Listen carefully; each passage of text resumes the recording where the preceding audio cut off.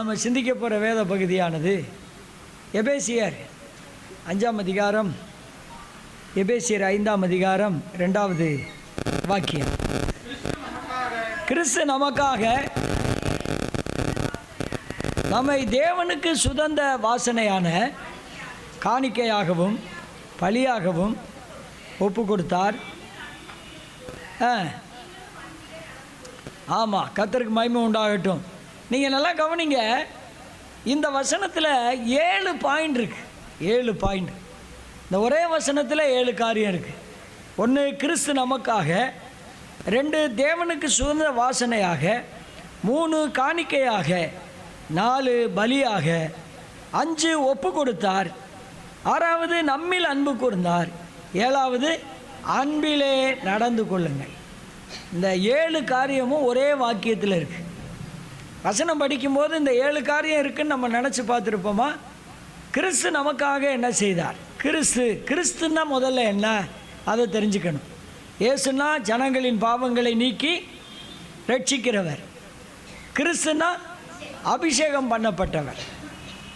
எபனேசர்னா கர்த்தர் இம்மட்டும் நமக்கு உதவி செய்தவர். இம்மானுவேல்னா தேவன் நம்மோடு இருக்கிறார். இதெல்லாம் நம்ம வேத புத்தகத்தில் படிக்கிறோம். அப்போ கிறிஸ்து அப்படின்னா அதுக்கு ஒரு பெரிய அர்த்தம் இருக்குது. அபிஷேகம் பண்ணப்பட்டவர். சரி, உலகத்தில் முத அபிஷேகம் பெற்றது யார்? சரி, இங்கே இருக்கிற நம்ம எல்லாரும் நீங்கள் அபிஷேகம் பெற்றுட்டீங்களா இல்லையா? கர்த்தருக்கு சோத்திரம். அதுக்காக கர்த்தருக்கு சோத்திரம். இந்த உலகத்தில் முத அபிஷேகம் பெற்றது யார் தெரியுமா? நீங்கள் நல்லா கவனிச்சிங்களா? நீதிமொழிகளின் புத்தகத்தில் யாருன்னு சொல்லியிருக்கு பாருங்கள். நீதிமொழிகளின் புஸ்தகத்தில் என்ன சொல்லியிருக்குன்னு சொன்னால், நீதிமொழிகள் 8வது அதிகாரத்தில் உலக தோற்றத்துக்கு முன்னமே அபிஷேகம் பண்ணப்பட்டவர் யார்? கர்த்தராகிய இயேசு கிறிஸ்து. எல்லா வசனத்தையும் நான் சொல்ல எனக்கு நேரம் இல்லாததுனால சொல்கிறேன். அவர் உலக தோற்றத்துக்கு முன்னே என்ன பெற்றவர்? அபிஷேகம் பண்ணப்பட்டவர். அவர் தான் பூமி உண்டாகும் முன்னமே அவர் அபிஷேகம் பண்ணப்பட்டவர். இந்த உலகம் உண்டாக்கப்படுறதுக்கு முன்னமே அபிஷேகம் பண்ணப்பட்டவர். அதான் நம்முடைய ஆண்டவராக இயேசு கிறிஸ்துவனுடைய மேன்மையான சிறப்பு. அப்போ கிறிஸ்து நமக்காக, ஏன்னா இயேசு நமக்காகன்னு போடாமல் கிறிஸ்து நமக்காகன்னு போட்டிருக்கு. அபிஷேகம் பண்ணப்பட்ட கிறிஸ்து நமக்காக. இயேசுவே இயேசுவே இயேசுவேன்னு சொல்லக்கூடாது. இயேசுவே என்ன சொல்லணும்? கர்த்தராகிய இயேசுவே. நமக்கு எல்லாருக்கும் தெரியும். யோவான் 5ஆம் அதிகாரம் 1ஆம் வசனத்தில் என்ன படிக்கிறோம்? எடுத்தவங்க சத்தமாக டக்குன்னு படிக்கலாம். 1 யோவான் 5ஆம் அதிகாரம், 1 யோவான் 5ஆம் அதிகாரம் 1ஆம் வாக்கியம். இயேசுவானவரே கிறிஸ்து இயேசு என்று விசுவாசிக்கிற எவனும் தேவனால் பிறந்திருக்கிறான். அப்போ ரட்சிக்கப்பட்டவன் எவனும் இயேசுவானவர்னு சொல்கிறத விட இயேசுவே யாருன்னு சொல்லணும்? கிறிஸ்து. நம்முடைய விசுவாசிகள் இன்னும் சில சமயம் ஆராதனையில் ஸ்தோத்திரம் பண்ணும்போது, ஆசீர்வதி ஆண்டவரே, கூடி வந்திருக்கிறோம் ஆண்டவரே, எங்களை காத்துக்கொள்ள ஆண்டவரே, இந்த ஊர் ஆராதனை ஆசீர்வதிங்க, அந்த ஊர் ஆராதனை ஆசீர்வதிங்க, எங்களை எல்லாரையும் கொண்டு வந்து சேர்த்ததுக்காக ரொம்ப சந்தோஷம் ஆண்டவரே, ஸ்தோத்திரம் ஆண்டவரே. அதான் ஆராதனையா? ஆராதனையில் நம்ம விஷயம் எதுவுமே என்ன செய்யக்கூடாது? சொல்லக்கூடாது. ஆண்டவரே, நான் பாவியாக இருந்தேன், நான் அக்கிரமக்காரனாக இருந்தேன், இதெல்லாம் ஆண்டவர் சொல்லலை. ஆண்டவரே, நீர் எங்களுக்காக என்ன செய்தீர்? பாடுபட்டீர், மரித்தீர், சோத்திரம், அடக்கம் பண்ணப்பட்டீர், சோத்திரம், உயிர் தெழுந்தீர், சோத்திரம், அடிக்கப்பட்டீர், சோத்திரம், காயப்பட்டீர், சோத்திரம். இதை எத்தனை வருஷத்துக்கு சொல்லிகிட்டு இருக்க முடியும்? எத்தனை வருஷத்துக்கு சொல்லிகிட்டு இருக்க முடியும்? நம்ம உயிருள்ள வரைக்கும் சொல்லிகிட்டு இருக்கணும். இயேசுவானவரே கிறிஸ்து என்று அபிஷேகம் பண்ணப்பட்டவர் அவர். பெரிய பெரிய பாஸ்டர்கள் ஜெபம் பண்ணும்போது டிவிலெல்லாம் பார்த்தீங்களா, பிரமாதமாக 1 மணி நேரம் செய்தி கொடுப்பாங்க. முடிக்கும்போது என்ன சொல்லுவாங்க தெரியுமா? இயேசு நாமத்தில் ஆமேன், இயேசு நாமத்தில் ஆமேன், இயேசு நாமத்தில் ஆமேன் சொல்லக்கூடாது. அதனால தான் இயேசுவானவரே யார் என்று? கிறிஸ்து என்று ஜெபம் பண்ண கற்றுக்கொள்ளுங்க, ஆராதிக்க கற்றுக்கொள்ளுங்க, கிறிஸ்து யார் கற்றுக்கொள்ளுங்க, இயேசு யார் கற்றுக்கொள்ளுங்க, இம்மானுவேல் யார் கற்றுக்கொள்ளுங்க, எபனேசர் யார் கற்றுக்கொள்ளுங்க. எல்லாத்துக்கும் ஒரே அடையாளம் இல்லை, ஒரே அர்த்தம் இல்லை, ஒவ்வொன்றுக்கும் ஒரு அர்த்தம் இருக்கிறது. இங்கே என்ன படித்தோம்? அந்த 5வது அதிகாரத்தில் கிறிஸ்து நமக்காக நம்ம இடத்துல வந்து அவர் நிற்கிறார். யார்? சாதாரண இயேசு இல்லை, கர்த்தராகிய இயேசு கிறிஸ்து நமக்காக வந்திருக்கிறார். அபிஷேகம் பண்ணப்பட்ட இயேசு இந்த பாவியான நமக்காக அங்கே வந்து நின்று பேசுகிறார். அதில் தான் அந்த 7 காரியத்தை அவர் சொல்கிறார் பாருங்க. அவர் சிலுவையில் 7 விஷயங்கள் சொன்னார். சபைக்கு 7 சபைகளை பங்கிட்டு சொன்னார். அவர் 7 சபைகளின் மத்தியில் என்ன பண்ணுறவர்? உலா வருகிறவர். ஆகையினால தான் இந்த வசனத்தில் 7 காரியத்தை அவர் சொல்லியிருக்கிறார் பிரியமானவர்களே. ஆகையினாலே கிறிஸ்துவானவர், இயேசு கிறிஸ்துவானவர் என்பதை ஒரு நாளும் நம்ம மறக்கவே கூடாது. நான் வேத புத்தகத்தில் வாசிக்கும் போது 1 யோவானில் 2வது அதிகாரம் 26ஆம் வசனத்தை கவனிச்சிங்கன்னா, 26ஆம் வசனத்திலிருந்து பார்த்தீங்கன்னா,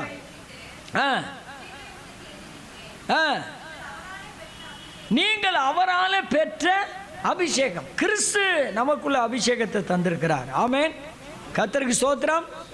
நம்ம என்ன யாராவது வந்து நம்மளை கேட்கும்போது, ஏன் சிஸ்டர் ரட்சிக்கப்பட்டீங்களா? ஆமாம். அபிஷேகம் பெற்றீங்களா அப்படின்னா யோசிக்கக்கூடாது.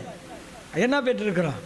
அபிஷேகம் பண்ணப்பட்டிருக்கிறோம். எப்படி தெரியுமா? 1 கொரிந்தியரில் 1வது அதிகாரம், 2 கொரிந்தியரில் 1வது அதிகாரத்தில் 20-21 படிச்சிங்கன்னா அங்கே பவுல் சொல்கிறார், உங்களோடு கூட எங்களையும் கிறிஸ்துவுக்குள் சிறப்படுத்தி நம்மை அபிஷேகம் பண்ணினவர் தேவனே. அபிஷேகம் நமக்குள்ள தேவன் கொடுத்திருக்கிறார். அப்போ கிறிஸ்து அப்படின்னு சொன்னால் அபிஷேகம் பண்ணப்பட்டவர். ஒரு மனிதனை அழைக்கும் போது சாதாரணமாக கூப்பிடக்கூடாது, அவருடைய கிரேடு சொல்லி தான் கூப்பிடணும். சில சமயம் நம்ம வந்து சாதாரணமாக நினச்சிட்றோம். அவங்க அவரை சொல்லும்போது நம்முடைய ஆண்டவரும் இரட்சகரும் மீட்பரும் ஆகிய கர்த்தராகிய இயேசு கிறிஸ்துவின் எவ்வளோ அருமையாக இருக்குது. நம்முடைய இயேசுவானவர் அப்படின்ட்டு சொல்லிட்டு போயிடக்கூடாது, அவருக்கு மகிமை கொடுத்து தான் சொல்லணும். அதனால தான் நமக்காக கிறிஸ்து அப்படின்னு சொல்லியிருக்கு. நீங்கள் பழைய ஏற்பாட்டு காலத்தை பார்த்தீங்கன்னா, யாத்திராகமத்தில் அந்த ஆசரிப்பு கூடாரம் செய்யும்போது என்ன செஞ்சார் தெரியுமா? அந்த ஒவ்வொரு பொருளையும் அபிஷேகம் பண்ணார். தூபகரண்டி அபிஷேகம், பலிபீடம் அபிஷேகம், பலிப்பொருள் அபிஷேகம், அந்த கத்தி அபிஷேகம், அங்கே என்னென்ன செஞ்சு இருக்கோ அந்த பொருள் பூரா என்ன பண்ணணும்? அபிஷேகம் பண்ணணும். அப்படின்னா என்ன தெரியுமா? அது மேலே ஊற்றணும், ஊற்றி அபிஷேகம் பண்ணி தான் அங்கே வைக்கணும். நம்முடைய பிதாவாகிய தேவன் நம்முடைய கர்த்தராகிய இயேசு கிறிஸ்துவை நமக்காக என்ன பண்ணினார்? அபிஷேகம் பண்ணினார். அவர் தலையில் அபிஷேகம் ஊற்றப்பட்டது. அதான் சங்கீதம் 133 நம்ம படிக்கும்போது அது ஆரோனுடைய தலையில் ஊற்றப்பட்டு தாடி வழியாக விழுந்து அப்படியே அங்கேயெல்லாம் என்ன செய்யுது. அப்போ கிறிஸ்து சபைக்கு யாராக இருக்கார்? தலையாக இருக்கார். நம்மளாம் யாராக இருக்கிறோம்? சரீரமாக இருக்கிறோம். அப்போ அவர் தலையில் செய்யப்பட்ட அபிஷேகம் யாருக்கு வந்துருச்சு? நமக்கும் வந்துருச்சு. அல்லேலூயா. பார்த்தீங்களா? கிறிஸ்து நமக்காக. நம்ம யார் தெரியுமா? நம்ம பாவிகளாக இருந்தோம். ரோமர் 5:8 நம்ம பாவிகள், நம்ம தேவனுக்கு சத்துருக்கள், நாம் இயேசுவை பாவமாக்கினவர்கள், நாம் அக்கிரமக்காரர்கள், நாம் பாவங்களுக்கு மரித்தவர்கள். ஏராளமான விஷயம் இருக்குது. அப்படி இருந்த நம்மை அபிஷேகத்துக்குள்ளே கொண்டு வந்துட்டார். எவ்வளோ பெரிய சந்தோஷம் பாருங்கள். கர்த்தருக்கு ஸ்தோத்திரம். இந்த ஈன பாவிகளை அவரோடு சேர்த்து அபிஷேகத்துக்குள்ளே கொண்டு வந்துட்டார். ஆகையினால தான் அங்கே கிறிஸ்து நமக்காக நம்ம நிலைமையை யோசிச்சு பாருங்கள். அக்கிரமத்திலும் பாவத்திலும் அநியாயத்திலும் அப்படி உழண்டு கிடந்த நம்மளை கிறிஸ்துவுக்குள்ளே நம்மளை இணைச்சிட்டார். அதனால தான் பாவம் அறியாத அவரை நமக்காக பாவமாக்கினார். கர்த்தருடைய பரிசுத்த நாமத்துக்கு ஸ்தோத்திரம் உண்டாகட்டும். பிரியமானவர்களே, நம்ம அந்த அன்பை நல்லா தெரிஞ்சுக்கணும். நல்லா தெரிஞ்சு அவருடைய அன்பை நிறைவாக புரிஞ்சு வாழணும். ஒரு மனுஷன் குழந்தை இல்லையா, உடனே அவன் வந்து என்ன பண்ணியிருக்கிறான், தோட்டத்தில் ஒரு கீரிப்பிள்ளை கிடச்சிருக்கு. அந்த கீரிப்பிள்ளையை கொண்டாந்து பிள்ளையாக வளர்த்துருக்கிறான். பிள்ளையாக வளர்த்துக்கிட்டு இருக்கும்போது அந்த கீரிப்பிள்ளையை வச்சு சந்தோஷமாக இருக்கா. எல்லோரும் சொல்லியிருக்காங்க, இந்த கீரிப்பிள்ளையாண்டா வளர்க்குறேன், அது கடிச்சுப்பிடும், வேண்டாம். அப்படி அவன் வளர்த்துக்கிட்டு இருக்கும்போது அதை குழந்தையாக பாவிச்சிட்டு இருக்கும்போது அவனுக்கு ஒரு குழந்தை பிறந்துருச்சு. கீரிப்பிள்ளையும் அங்கே தான் பிள்ளையாக இருக்குது, அவன் பிள்ளையும் அங்கே பிள்ளையாக இருக்குது. ஒரு நாள் ஒரு 6-7 மாதம் ஆன அந்த குழந்தைய தொட்டிலில் போட்டு அவன் தண்ணி எடுக்க போயிருக்கான். தண்ணி எடுக்க போகிற போது இந்த கீரிப்பிள்ளையை வீட்டில் விட்டுட்டு போயிருக்கான். அவன் போய் தண்ணி எடுத்துக்கிட்டு திரும்பி வரும்போது இந்த கீரிப்பிள்ளை வீட்டிலேருந்து வெளியே ஒடியாந்துருக்கு. அப்போ வாயெல்லாம் ஒரே ரத்தமாக அதை வெளியே ஒடியாருது. இவன் என்ன பண்ணிட்டான் தெரியுமா? ஐயையோ என் பிள்ளையை கடிச்சு கொதறி பிடிச்சி அப்படின்னு சொல்லி கொண்டு வந்த குடத்தை அந்த கீரிப்பிள்ளை மேலே போட்டு என்ன செஞ்சிட்டான்? கொன்று விட்டு உள்ளே போய் பார்த்தா பிள்ளை என்ன ஆச்சோன்னு போய் பார்த்தா பிள்ளை சுகமாக தூங்கிக்கிட்டு இருக்கு. ஒரு பெரிய பாம்பு, நாகப்பாம்பு அங்கே உள்ளே வந்திருக்கு. அந்த பாம்பை கடித்து அந்த கீரி என்ன ஆயிடுச்சு? இவன் அப்புறம் நினச்ச அழுதான், ஐயையோ என் கோப குணத்தினால என் எரிச்சல்னால நான் இப்படி ஆயிட்டேனே. பிரியமானவர்களே, கிறிஸ்துவானவர் நம்மளையெல்லாம் எப்படி மீட்டு கொண்டு வந்திருக்கிறாரு. நம்முடைய கோபம், அகம்பாவம், நம்முடைய குணத்தினால நல்ல கிருபைகளை நம்ம இழந்துடக்கூடாது. அதுக்கப்புறம் அவன் இந்த கீரியை உயிர்ப்பித்து கொண்டு வர முடியுமா? ஆனால் பாருங்கள் எவ்வளவு பாதுகாப்பாக அதை கடவுள் கொடுத்துருந்தார். அதை அறியாமல் போனான். கிறிஸ்து நமக்காக செய்ததை நம்ம அறியாமல் துரோகத்தை செய்திடக்கூடாது. மிக கவனமாக பாதுகாப்போடு இருந்து அதை புரிஞ்சு வாழணும். சின்ன கோபந்தான், அது எவ்வளவு பெரிய காரியத்தை அது நமக்கு படிப்பிச்சிருக்கு பாருங்கள். அதனால் நம்ம அதை புரிஞ்சுக்கணும். ரெண்டாவது காரியம், தேவனுக்கு சுகந்த வாசனையாக. எப்படி வாசனையாக? தேவனுக்கு சுகந்த வாசனையாக. அது எப்படிங்க சுகந்த வாசனையாக கொடுக்க முடியும்? நீங்கள் நெருப்பை அள்ளிட்டு அதில் சாம்பிராணி போட்டால் அது என்ன செய்யும்? போகும். ஐயோ சாம்பிராணி நாறுதேன்னு சொல்லிட்டா வெளியே போவாங்க. என்ன செய்யும்? அது கமன்னு என்ன செய்யுது? வாசம். அப்போ இயேசு கிறிஸ்து அந்த தேவ கோப தீச்சூளையில் எல்லாம் விலக்கி வசனம் எடுத்து சொல்ல எனக்கு நேரம் இல்லை. அந்த தேவ கோப தீச்சூளையில் என்ன பண்ணுறாரு தெரியுமா? தன்னுடைய குமாரனை அதுக்குள்ளே போடுறார். அது எரிஞ்சு அவரை பாதித்து உபத்திரவம் பண்ணி அவரை குத்தி அவரை முள்ளுகளால் உருவி ஆணிகளால் கடாவி அத்தனை பாடுகளையும் அவர் படுறார். வயிறு முதுகோட ஒட்டியிருக்கு, கண்ணெல்லாம் பஞ்சடைஞ்சிருச்சு, நாக்கு மேல்வாயோட ஒட்டியிருக்கு. அதுக்கெல்லாம் பைபிளில் வேதவசனம் நமக்கு கர்த்தர் கொடுத்துருக்காரு. இப்படிப்பட்ட நிலையில் அந்த தேவ கோப தீச்சூளையில் விழுந்து அவர் நொங்கி நொறுங்கி அது வரும் பொழுது பிதாவாகிய தேவன் அதை என்ன பண்ணிக்கிறாராம்? சுகந்த வாசனையா. ஏன் தெரியுமா? இத்தனையாயிரம் பேர் உலகத்தில் கூடி என்னை பாடி தொழுகிறாங்க இல்லையா? இந்த தொழுகையின் சந்தோஷத்தை நம்ம ஏதோ கவலையில் இருந்துக்கிட்டு பாடுற மாதிரி தெரியுது. எல்லாரும் சோத்திரம், ஒருத்தர் சோத்திரம் பண்ணுறாருன்னா எல்லாரும் மனசுக்குள்ளே என்ன பண்ணணும்? சோத்திரம் பண்ணணும். சிலர் தூங்கிடுறோம். அந்த மாதிரி நிலைமையில் வரக்கூடாது. நல்லா யோசிங்க. தேவனுக்கு சுகந்த வாசனையாக என்ன செய்தார்? ஒப்பு கொடுத்தார். அதான் அந்த காரியத்தில் ரெண்டாவதாக நான் பார்க்குறது. பிரியமானவர்களே, நம்முடைய வாழ்க்கையில் நம்ம படிக்கணும் பாருங்கள். ஒரு வசனம் படிங்க. லேவியராகமம் 26 அதிகாரம் 31 வாக்கியம். வேகமாக வாசிங்க. லேவியர் 26 அதிகாரம் 31 வாக்கியம். நான் உங்கள் பட்டணங்களை வெறுமையும் உங்கள் ஆராதனை இடங்களை பாலுமாக்கி உங்களுடைய சுகந்த வாசனையை என்ன செய்வேன்? முகராதிருப்பேன். பாருங்க, எப்போ ஏன் முகர மாட்டேன்றாரு? அது 15ஆம் வாக்கியத்தில் நீங்கள் கவனிச்சிங்கன்னா, என் கட்டளையை நீங்கள் வெறுக்கிறீங்க, என் நியாயங்களை நீங்கள் அரோசிக்கிறீங்க.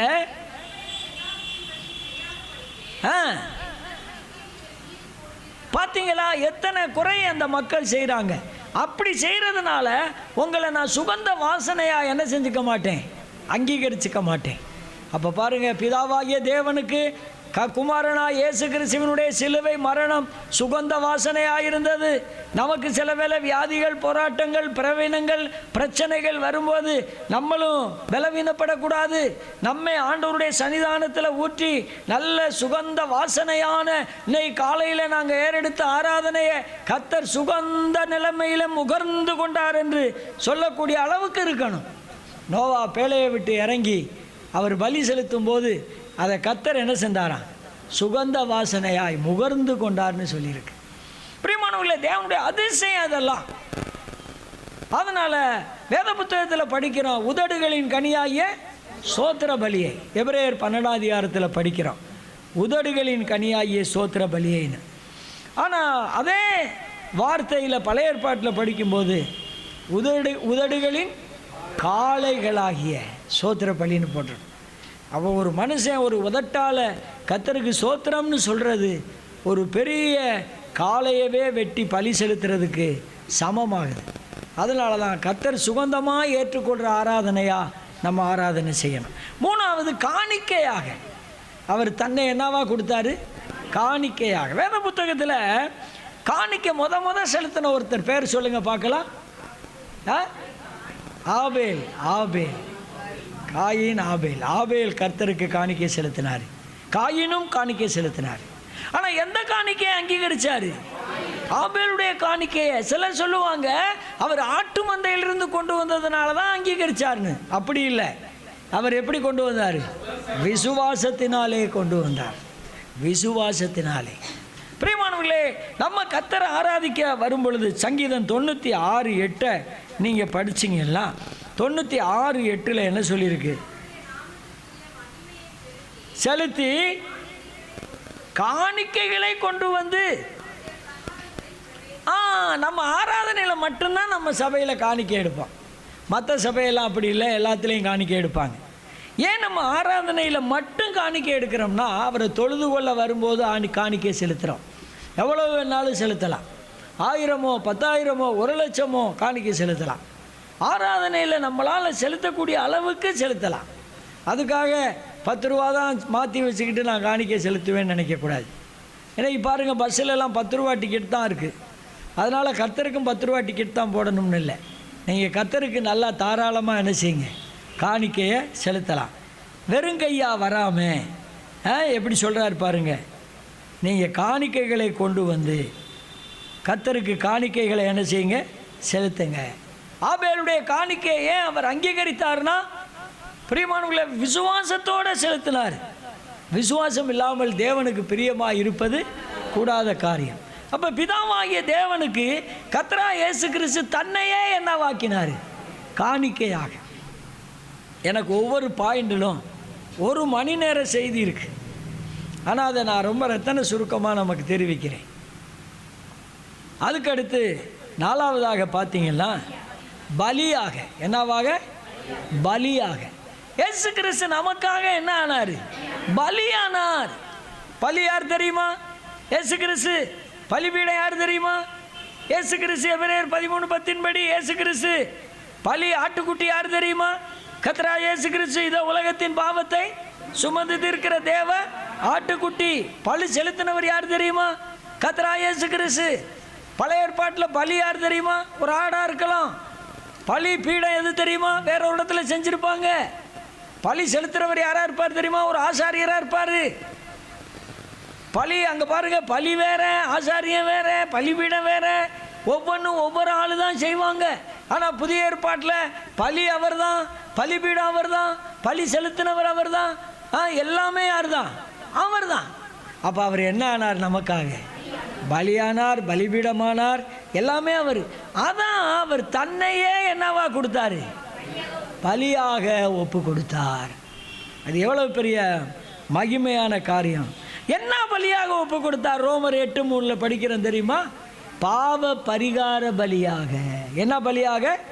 பாவ பரிகார, பாவத்தை போக்கும் பலியாக. பிரியமானவர்களே, நம்முடைய ஆண்டவர் நம்முடைய பாவங்களை போக்கினார். 8ஆம் அதிகாரம் 3ஆம் வாக்கியத்தில் அந்த பலிபீடத்தில் என்ன பண்ணார்னு சொல்லியிருக்கு தெரியுமா? அவர் அப்படியே தன்னுடைய சரீரத்தில் அதை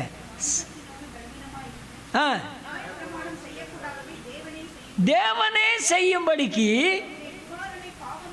தம்முடைய குமாரனை பாவ மாமிசத்தின் சாயலாகவும் பாவத்தை போக்கும் பலியாகவும் அனுப்பி மாமிசத்திலே பாவத்தை என்ன செஞ்சார்?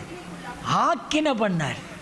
அதாவது இந்த கறிக்கடைக்கு போனோம்னா கொத்துக்கறி வாங்குவாங்க, அப்புறம் கொலைக்கறி வாங்குவாங்க. கொலைக்கறினா அப்படியே பெருசாக இருக்கும், கொத்துக்கறினா நொறுக்கி இருப்பாங்க. அதுபோல் நம்முடைய ஆண்டவராக இயேசு கிறிஸ்து நமக்காக பிதாவாகிய தேவனுடைய சன்னிதானத்தில் தன்னையே பலியாக்கி, தன்னையே பலிபீடமாக்கி அதில் சங்கரிக்கிறார் பிதா. அதான் பலியானார் அப்படின்னு சொல்லக்கூடிய காரியம். எபிரேயர் 10:10 அந்த பலியினாலே தான் நம்ம எல்லாரும் என்ன ஆக்கப்பட்டிருக்கிறோம்? பரிசுத்தமாக்கப்பட்டிருக்கிறோன்னு சொல்லியிருக்கு எபிரேயர் 10:10. ஆகையினால அவர் நமக்காக 4வதாக பலியானார். அஞ்சாவதாக என்ன செய்தார்? ஒப்பு கொடுத்தார். கர்த்தருடைய பரிசுத்த நாமத்துக்கு ஸ்தோத்திரம். இயேசு கிறிஸ்துவை யாரும் ஒப்பு கொடுக்கல, அவர் தன்னை தாமே என்ன செஞ்சார்? ஒப்பு கொடுத்து. கலாத்தியரில் பாருங்க, 1 அதிகாரம் 4ஆம் வாக்கியம் எடுத்து வாசிங்க. கலாத்தியர் 1 அதிகாரம் 4ஆம் வாக்கியத்தில்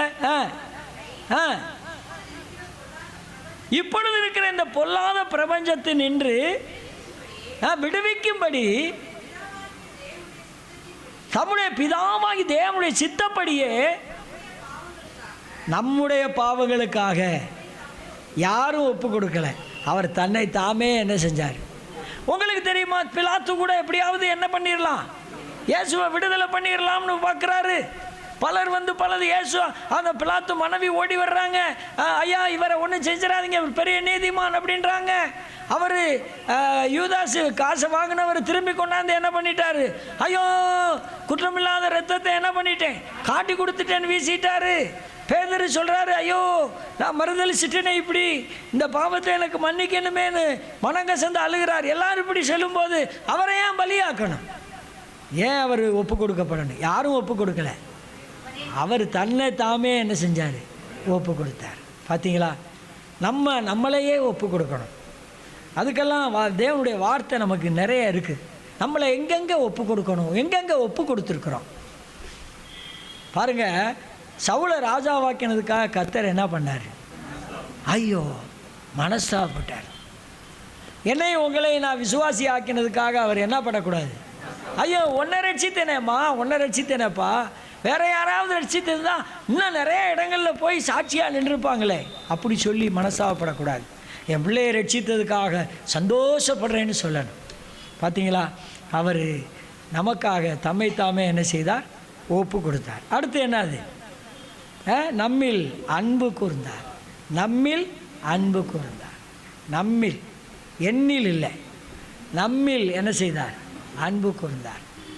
பிரியமானவர்களே, நம்முடைய வாழ்க்கையில் அந்த நாம்ங்கிற தன்மை நம்ம எல்லாருக்கும் இருக்கணும். ஆண்டவர் அவர் ஒருமையில் இருக்கலாம், நாம் எப்படி இருக்கிறோம்? ஆராதனையில் நம்ம பன்மையில் இருக்கிறோம். ஆண்டவரே என் பாவங்களை மன்னித்ததுக்காக ஸ்தோத்திரம் அப்படி சொல்லக்கூடாது. ஆராதனையில் ஆண்டவரே எங்கள் பாவங்களை மன்னித்ததுக்காக ஸ்தோத்திரம். சுயமாக சில பாடல்கள்லாம் இன்றைக்கி சுயமாக எழுதியிருக்கு. அன்பு கூறுவேன் இன்னும் அதிகமாய் அப்படி சொல்கிறத விட ஆராதனையில் உட்கார்ந்துக்கிட்டு அன்பு கூறுவோம் இன்னும் அதிகமாய், அப்போ நம்ம எல்லோரும் சேர்ந்து என்ன செய்கிறோம்? அன்பு கூறுறோம். நிறைய விஷயங்களை நம்ம தெரிஞ்சுக்கணும். நம்மில் என்ன கூர்ந்தார்? அன்பு கூர்ந்தார். அவரிடத்தில் நாம் எவ்வளவு அன்பு வைக்கணும்? ஆழம் நீளம் அகலம் காண முடியாத ஆச்சரியமான அன்பு. அந்த அன்புக்கு ஈடாக இணையாக எதையுமே சொல்ல முடியாது. நீங்கள் யூடியூப்பில் பார்த்தா ஒரு காலத்தில் இங்கிலாந்தில் இளவரசியாக இருந்த ஆலீஸ்னு ஒரு அம்மா இருக்காங்க. அந்த கதையை நீங்கள் அந்த ஆலீஸ்னு அடித்து பார்த்தீங்கன்னா வரும். என்ன தெரியுமா, அவங்க மகனுக்கு டிப்தரியான்ற ஒரு நோய் வந்துருச்சு, பயங்கரமான நோய். நான் மலேசியாவில் இந்த கதையை சொன்னபோது ஒருத்தர் போய் யூடியூப்பில் பார்த்து எடுத்துகிட்டு வந்து என்கிட்ட காட்டிட்டார். பாருங்கள், அந்த மகன் என் அம்மாவை பார்த்து சொல்கிறார், அம்மா எனக்கு ஒரு முத்தம் கொடுங்கம்மா. அல்ல, டாக்டர் சொல்லிட்டாரு நீ பக்கத்தில் என்ன செய்யக்கூடாது, போகக்கூடாது, பழைய கொரோனா நோய் மாதிரி, அதை விட பயங்கரமான நோய். அப்படி சொல்லும்போது இந்த அம்மா பார்த்து தினந்தோறும் ஏங்குது. அந்த பையன் அம்மா ஒரே ஒரு முத்தமா நான் சாப்பிட்றேன் இல்லைம்மா, ஒரு முத்தமா ஏங்குறாங்க. கடைசிக்கு தாங்க முடியாமல் போய் கட்டி பிடிச்சி முத்தம் கொடுத்துட்டாங்க. அந்த நோய் அந்த அம்மாவை தாக்கி இறந்து போனாங்க. இறந்து போன பிறகு அந்த சவப்பெட்டிக்கு முன்னாடி என்ன எழுதிருந்துச்சு தெரியுமா? இந்த ராணியாருடைய மரணத்துக்கு காரணம் அன்பு, லவ் தான் அப்படின்னு எழுதியிருந்துச்சு. பாருங்கள், ஒரு மகனுக்காக ஒரு தாய் அன்பு வெளிப்பட்டு தன் உயிரை கொடுத்துச்சு. ஆனால் அகில உலகத்தில் இருக்கிற பாவிகளான நமக்காக அவர் என்ன செஞ்சார்? தன் உயிரை கொடுத்து நம்ம எல்லாரும் என்ன செஞ்சுருக்காரு? காப்பாற்றி விட்டார். அல்லேலூயா. அப்போ அவருடைய மரணத்தில் எவ்வளவு பெரிய விஷயம் இருக்குது பாருங்கள். அவருடைய அன்பில் எவ்வளவு பெரிய ஆழமான அன்பு இருக்குது பாருங்கள். அதனால தான் கொரிந்தியரில் அப்போஸ்தலனாகிய பவுல் சொல்லும்போது 1 கொரிந்தியர் 16ஆம் அதிகாரம் 22வது வாக்கியத்தை படிங்க சீக்கிரமா. ஒருவன் கர்த்தராகிய இயேசு கிறிஸ்துவினிடத்தில் அன்பு கூறாமல் போனால் சபிக்கப்பட்டவனாயிருப்பான். நான் அந்த வசனத்தை திரும்ப சொல்றேன். ஒருவன் கர்த்தராகிய இயேசு கிறிஸ்துவினிடத்தில் அன்பு கூர்ந்தால் நீங்க நிறைவு செய்யுங்க. ஆமென். ஆசீர்வதிக்கப்பட்டவனாக இருப்பான். பார்த்தீங்களா? அன்பு கூறாதவன் சபிக்கப்படுவான், அன்பு கூறுகிறவன் ஆசீர்வதிக்கப்படுவான். அதனால தான் நம்ம அன்பு கூறணும், அன்பு கூறணும். என் ஆண்டவரை ஆராதிக்க ஓடோடி வரணும், அவரை மகிமைப்படுத்தணும், ஆராதிக்கணும், ஆராதிக்கணும், இன்னும் ஆராதிக்கணும், இன்னும் ஆராதிக்கணும். எனக்கெல்லாம் ஞாயிற்றுக்கிழமை காலையில் 6 மணிலேருந்து சாயந்தரம் 6 மணி இல்லை 12 மணி வரைக்கும் ஆராதனை வச்சாலும் நான் போவேன். அல்லேலூயா. நம்ம எல்லாருக்கும் அந்த சிந்தை நமக்குள்ளே இருக்கணும். ஆராதனை எவ்வளோ மகிமையானது பாருங்கள். அப்புறம் கடைசியாக அடுத்த வாக்கியம் என்ன சொல்லுது? கடைசியாக அன்பிலே என்ன செய்யுங்கள், நடந்து கொள்ளுங்கள். ஐயா சார் எல்லாமே செஞ்சுருவேன் சார், இந்த கடைசியில் ஒன்று சொல்கிறீங்கள, அன்பிலே என்ன செய்யுங்கள். வம்பிலே வேணால் நடக்கிறேன் சார், அம்பிலே என்னால் நடக்க முடியாது சார். நிறைய குடும்பங்களில் அன்புக்கு பதிலாக அம்பு தான் எய்கிறாங்க. எங்கே போனாலும் இந்த பிரச்சனை தாங்க. அன்பிலே நடந்து கொள்ளுங்கள். நம்முடைய வாழ்க்கையில் அன்பு, நிறைய அன்பு குறம். காலையில் என்னோட கூட ஒருத்தர் வந்தார், பக்கத்து வீட்டுக்கு போனேன். எனக்கு இங்கேருந்து போகும்போது அவர் நினச்சிருப்பார், இந்த ஆள் போய் இன்றைக்கி சண்டை கட்டி ஏற போகிறாரு நினச்சிக்கிட்டு தான் என் கூட வந்திருப்பார். நான் போனேன், ஆளை காணா. கொஞ்சம் அவங்க பயங்கரமான பாட்டு பாடிட்டு இருந்துச்சு.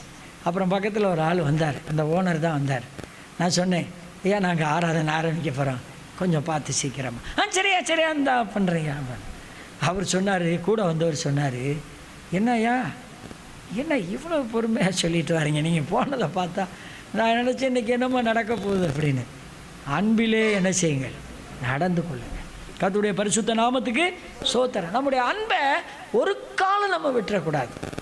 எத்தனை காரியம் பார்த்தா? முதலாவது 1வது கிறிஸ்து நமக்காக, 2வது சுகந்த வாசனையாக, 3வது காணிக்கையாக, 4வது பலியாக, 5வது ஒப்பு கொடுத்தார், 6வது நம்மில் அன்பு கூர்ந்தார், 7வது பூரணமாக. அந்த ஒரு வசனத்தில் பரிபூர்ணம் அடங்கியிருக்கு பாருங்கள். அன்பு கூர்ந்தார். நீங்கள் நானும் இந்த உலகத்தில் அன்பு கூறாமல் ஆண்டவரிடத்தில் அன்பு கூறுவோமா? பேதுருக்கிட்ட கேட்டார், இவர்கள் எல்லாரிலும் நீ என்னிடத்தில், நம்ம கேட்போமே, இங்கே இருக்கிற எல்லாரிலும் நான் இயேசுவிடத்தில் இன்னும் என்ன கூறுவேன், அன்பு கூறுவேன். ஆமென். நிச்சயமாக ரட்சிக்கப்பட்டு ஞானசானம் எடுத்தவங்களால் வீட்டில் இருக்க முடியாது. அதான் ஆண்டவர் அவங்கள அன்பாக நேசிக்கிறாரு, கொண்டு வர்றாரு. சில சமயம் பின்னு வாங்கிட்டாங்கன்னா பிசாசா நினச்சிடக்கூடாது. அவங்களையும் கர்த்தர் என்ன செய்வார், கொண்டு வருவார். நம்ம ஜெபத்தை கேட்டு கொண்டு வர்றாரு. ஆமென். அல்லேலூயா. இப்படிப்பட்ட நம்பிக்கையோட நம்ம அன்பிலே நடந்து இந்த வசனத்தின் வாய்ப்பை பெற்று ஆசீர்வதிக்கப்பட்டவர்களாய் வாழ கர்த்தர் கிருபையும் பலனும் நமக்கு அருளுவாராக. ஆமென். கர்த்தர் உங்கள் யாவரையும் ஆசீர்வதிப்பாராக. ஆமென். நாம் கண்களை மூடி இப்பொழுது ஜெபிக்கலாம். நல்ல பிதாவே, நன்றியோடு உம்மை துதிக்கிறோம். எங்களுக்கு கொடுத்த இந்த ஆழமான வேத சத்தியங்களுக்காக ஸ்தோத்திரம். ஒரே வாக்கியத்தில் 7 பாயிண்ட்டுகளை நாங்கள் சிந்தித்தோம். அப்படியாக எங்கள் ஆண்டவர் இயேசு கிறிஸ்து எங்களுக்காக தம்மை தாமே கர்த்தருக்கு ஒப்பு கொடுத்ததையும் அன்பு கூர்ந்ததையும் எங்களையும் அன்பிலே நடந்து கொள்ளுங்கள் என்று சொல்லி கொடுத்ததையும் நினைவு கூர்ந்து நாங்களும் அதற்கு உகந்தவர்களாய் வாழ உதவி செய்யும். கொண்டு வந்த எல்லா கர்த்தருடைய ஜனங்களையும் ஆசீர்வதியும். அவர்களுடைய பிள்ளைகள், பேரப்பிள்ளைகள், மக்கள், அவர்களுடைய வேலை, உத்தியோகம், வியாபாரம், விவசாயம், அத்தனை காரியங்களிலும் உங்களுடைய நிறைவான பலன் இருந்து ஆசீர்வதிக்கப்பட வேண்டும் என்று நாங்கள் ஜெபிக்கிறோம். ஆண்டவரே, எல்லாரும் சமாதானத்தோடு திரும்ப செல்லவும், ஆசீர்வாதத்தின் நிறைவோடு திரும்ப வரவும் கிருபை கொடுக்கும்படியாக ஜெபிக்கிறோம். எங்களுக்கு கொடுத்த வார்த்தைகளுக்காக உங்களுக்கு ஸ்தோத்திரம். நாங்கள் உமக்கு நன்றியாய் வாழ கிருபை தாரும். படைத்த காணிக்கை உமக்கு பிரியமாய் ஏற்றுக்கொள்ளும். கர்த்தருக்கே சதா காலங்களிலும் மகிமை உண்டாக அன்புக்குள்ளே நடக்க கிருபை தாரும். துதி, கனம், மகிமை எல்லாம் உமக்கே செலுத்துகிறோம். இந்த வசனத்தை எங்கெல்லாம் இருந்து மக்கள், தேவ ஜனங்கள் கேட்கிறார்களோ அங்கெல்லாம் நீர் அவர்களையும் அவர்களுடைய குடும்பங்களையும் அவர்களுடைய வேலைகளையும் அவர்களுடைய செயல்பாடுகளையும் கர்த்தர் ஆசீர்வதித்து அன்பிலே நடந்து கொள்ள செய்வீராக. கர்த்தராகிய இயேசு கிறிஸ்துவின் விலையேற பெற்ற நாமத்தில் சோத்திரத்தோடே வேண்டிக் கொள்கிறோம் ஜீவனுள்ள நல்ல பிதாவே. ஆமென். என் ஆத்துமாவே கர்த்தரை சோத்தரி, என் முழு உள்ளமே அவருடைய பரிசுத்த நாமத்தை ஸ்தோத்தரி. என் ஆத்துமாவே கர்த்தரை ஸ்தோத்தரி. கர்த்தர் செய்த சகல உபகாரங்களையும் மறவாதே. ஆமென். நம்முடைய கர்த்தராகிய இயேசு கிறிஸ்துவினுடைய கிருபையும் பிதாவாகிய தேவனுடைய அன்பும் பரிசுத்த ஆவியானுடைய அந்யோன்ய ஐக்கியமும் ஆசீர்வாதமும் பாதுகாவலும் சமாதானமும் நம் அனைவரோடும் உலகமெங்கிலும் உள்ள பரிசுத்தவான்களோடும் கூட இன்றும் என்றும் இருப்பதாக. ஆமென். கர்த்தருக்கு ஸ்தோத்திரம். கர்த்தருக்கு ஸ்தோத்திரம்.